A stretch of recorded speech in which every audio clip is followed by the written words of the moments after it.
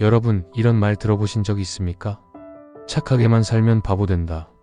분명히 착함은 덕목이고 우리는 모두 어릴 적부터 착하게 살라고 배웠습니다. 그런데 세상은 우리에게 정반대의 교훈을 던집니다. 너무 착하면 오히려 무시당하고, 너무 양보하면 손해보고, 너무 선하게만 살면 끝내 바보처럼 취급받기도 합니다. 플라톤의 시대에도 이 질문은 여전히 유효했습니다. 선은 무엇인가? 정의는 무엇인가?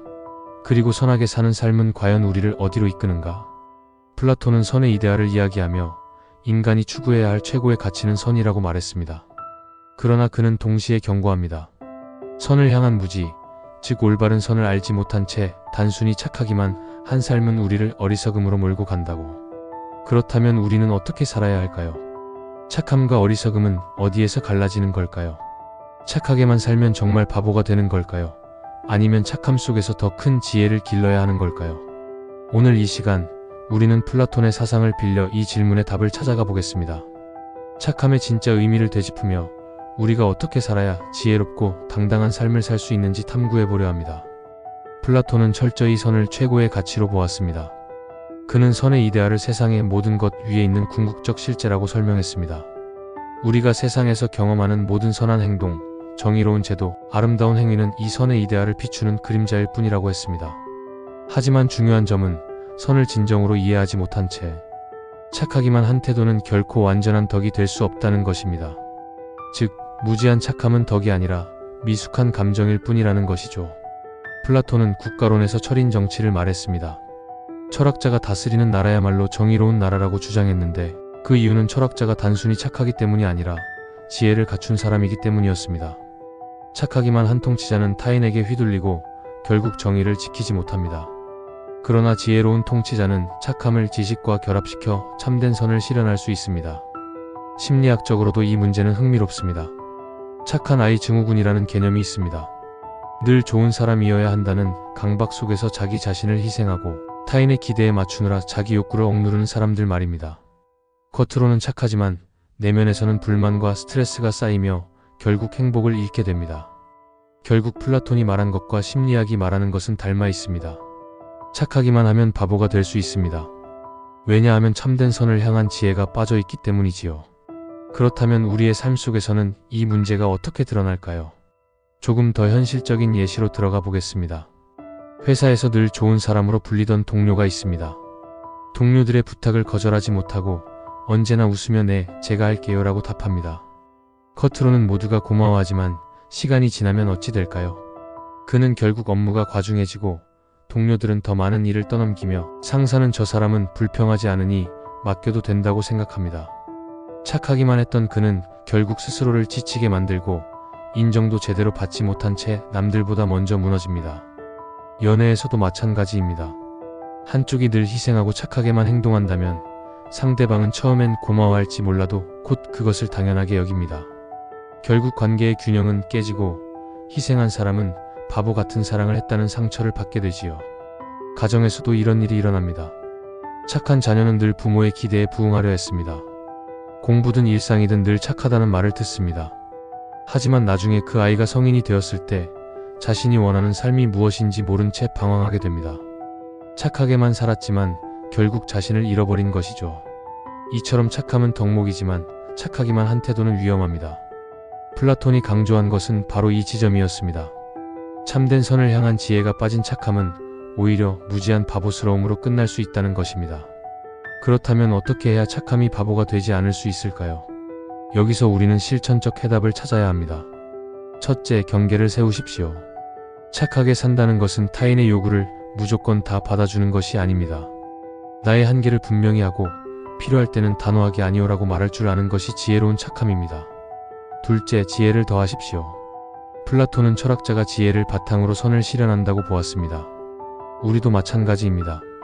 단순히 착하기만 한 것이 아니라 상황에 맞는 판단과 선택을 통해 더 나은 선을 만들어야 합니다. 셋째, 용기를 가지십시오. 착하기만 한 사람은 갈등을 두려워합니다. 그러나 진정한 선을 위해서는 때로는 갈등을 마주해야 하고 불의를 향해 목소리를 높여야 합니다. 용기 없는 착함은 결국 무력합니다. 넷째, 자기 존중을 실천하십시오. 자신을 돌보지 않는 착함은 오래가지 못합니다. 자신을 존중하지 않는 사람은 타인에게도 존중받을 수 없습니다. 진정한 선은 자기 자신과 타인을 동시에 살리는 길에서 비롯됩니다. 착하게만 살면 바보가 될까요? 플라톤은 이렇게 말했을 것입니다. 무지한 착함은 덕이 아니다. 지혜와 결합한 착함만이 참된 선이다. 착하기만 하면 바보가 될 수 있습니다. 그러나 지혜와 용기, 자기 존중을 더한 착함은 바보가 아니라 지혜로운 사람이 됩니다. 그것이 플라톤이 말한 참된 선의 길입니다. 여러분의 삶을 돌아보십시오.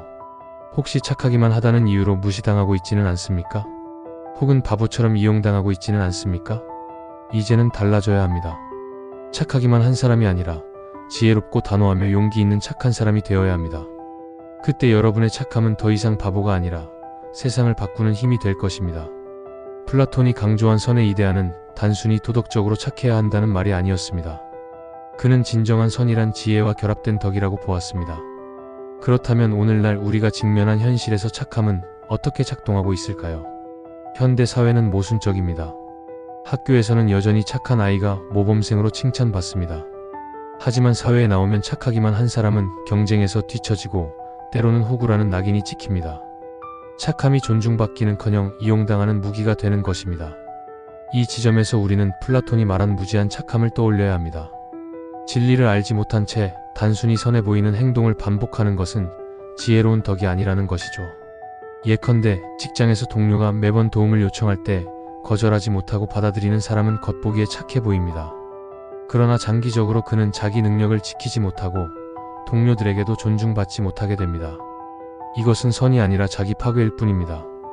여기서 중요한 깨달음이 있습니다. 착하기만 한 삶은 나 자신을 잃는 삶이라는 것입니다.